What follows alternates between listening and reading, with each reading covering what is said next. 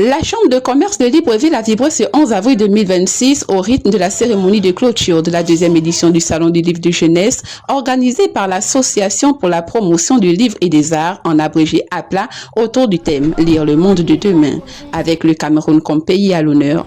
C'est avec bonheur que nous assistons à une nette croissance de la production littéraire en Afrique.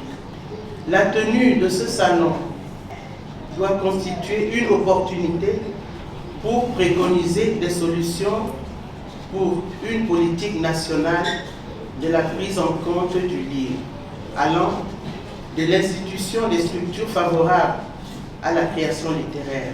Dans la salle, la présence du Premier ministre Raymond Donsima est venu témoigner de l'importance accordée à la promotion de la lecture et de la culture. Et donc pour nous, ça a été des moments justement exceptionnels. Et ce sont des enfants qui ont été en contact avec leur culture. C'est des adultes qui ont découvert aussi l'univers depuis petit. Donc c'est 5 jours pour confier aux enfants l'éducation et la culture.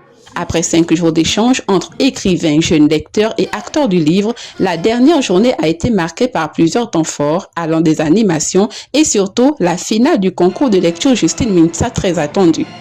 Moment phare de cette clôture, la remise des prix, saluant l'excellence et l'engagement des jeunes participants. De façon générale, en tant que membre organisateur de ce salon, nous sommes très satisfaits parce que nous avons effectivement reçu des invités venant de 11 pays africains, avec un pays à l'honneur, le Cameroun.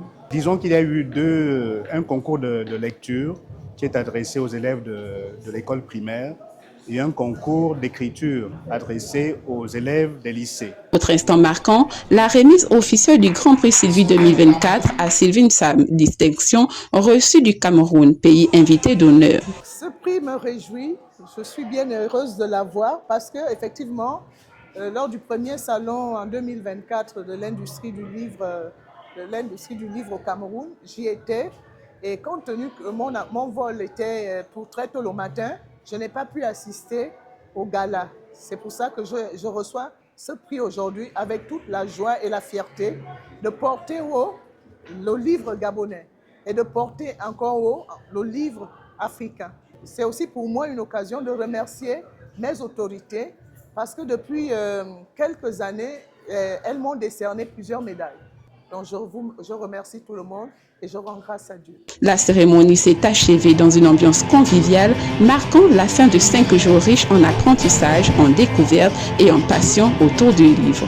Le rendez-vous est donc pris pour 2028.